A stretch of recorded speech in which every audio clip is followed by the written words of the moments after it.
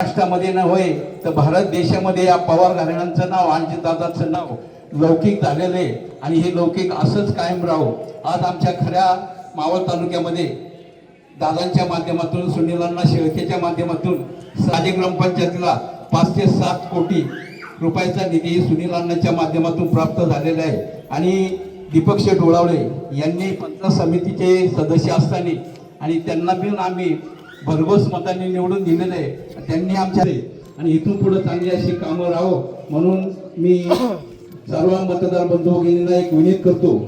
सौभाग्य समीरांना जाधव यांना या मतदारसंघातून राष्ट्रीय अध्यक्ष आणि महाराष्ट्र राज्याचे लाडके उपमुख्यमंत्री माननीय अजितदादा पवार साहेब यांचं गेली 4 दिवसापूर्वी विमान दुर्घटनेमध्ये त्यांचं निधन झालेले।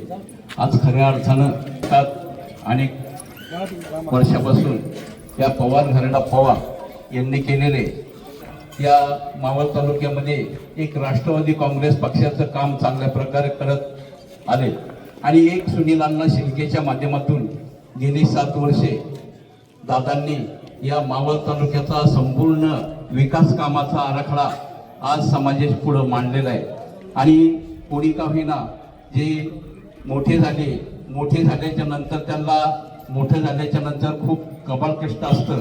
त्या कष्टामधून त्यांनी या पुणे जिल्ह्याचं नाव आणि महाराष्ट्राचं नाव लौकिक केलं। या लौकिकाच्या माध्यमातून आज खऱ्या अर्थानं दादा आपल्यातून गेले नाही। आता तानाजी भाऊ म्हणले दादा आपल्यातच आहे।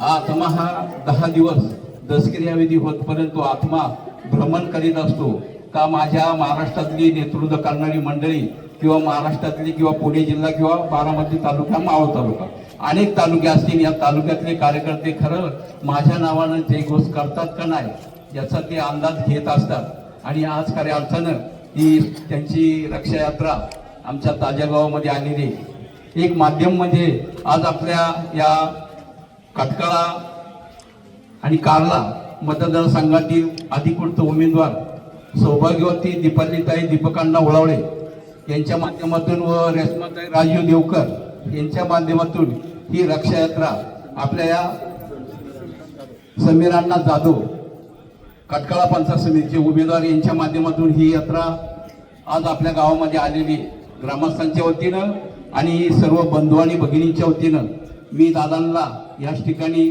भावपूर्ण श्रद्धांजली अर्पण करतो।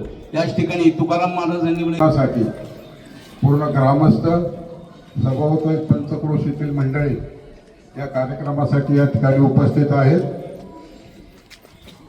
दादांच्या बद्दल बोलायचं झालं तर आता सरपंचांनी सूचित केलेलं आहे। दादांनी बालपणाचं जीवन संपल्यानंतर तारुण्याच्या काळामध्ये दादांनी जे राजकीय क्षेत्रामध्ये पाऊल ठेवलं ज्या व्यक्तीला ज्या क्षेत्रामध्ये पाऊल ठेवायचे त्या व्यक्तीनं आपलं सर्वस्व त्या क्षेत्राशी समर्पित करायचं हे जर पाहायचं असेल तर दादा कपाव सुरुवातीपासून तर शेवटच्या क्षणापर्यंत एकच ध्यास माझ्या महाराष्ट्राचा विकास। दादा तुम्ही प्रत्येक तालुक्यात प्रत्येक जिल्ह्यात महाराष्ट्रातल्या प्रत्येक माणसाच्या अंतःकरणात जागा मिळवली।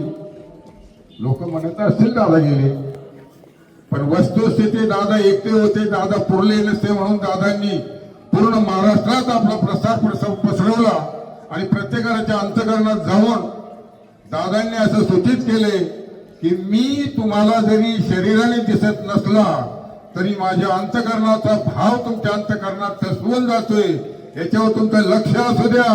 दादाच्या पुढचं जे काम होणार आहे ते तुम्ही दादाला श्रद्धांजली होईल अशा प्रकारचं कर्तृत्व नेतृत्व करावं अशी माझी इच्छा आहे आणि मी ते सतत पाहत राहणार आहे। या गावच्या वतीनं दादांच्या अस्थी आणि कलश यांना भावपूर्ण श्रद्धांजली समर्पित करतो आदरांजली समर्पित करतो आणि थांबतो। यानंतर आम्हाला वाटतं आमचा भाऊच गेला पण तसं काही नाहीये। तुमच्या पाठीवर आम्ही खंबीरपणे उभे आहे।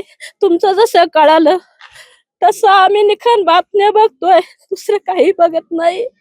धन्यवाद। महाराष्ट्र राज्याचे माननीय नामदार अजितदादा, माननीय मुख्यमंत्री अजितदादा यांच्या जाण्याने मावळ तालुक्यातील महाराष्ट्र राज्यावर मावळ तालुक्यावर पुणे जिल्ह्यावर हा जो काळा दिवस आलेला आहे, हा एखाद्या मोबाईलच्या मेसेज प्रमाणे डिलीट करावा अशीच सर्वांची भावना आहे. आणि हा मेसेज डिलीट करून अजितदादांनी कुठेतरी म्हणावं की मी त्या प्लेन मध्ये नव्हतोच, मी दुसरीकडे होतो आणि त्यांनी अचानक आपल्या समोर यावं, अशीच सर्व माझ्या माता भगिनी महाराष्ट्र राज्याचीच भावना आहे. आणि ही भावना अशीच भावना आहे. आणि अजितदादांच्या निधनाने पूर्ण महाराष्ट्रामध्येच हळहळ व्यक्त करत आहेत. आणि ज्यांना बारामतीत जाता आले नाही त्यांना या हस्ती कलश आपण पूर्ण मावळ तालुक्यातील पवित्र अशा भूमीवर हा कलश आलाय. आणि या कलशाचे अंत दर्शन घेण्यासाठी सर्व मावळ तालुका उपस्थित आहे.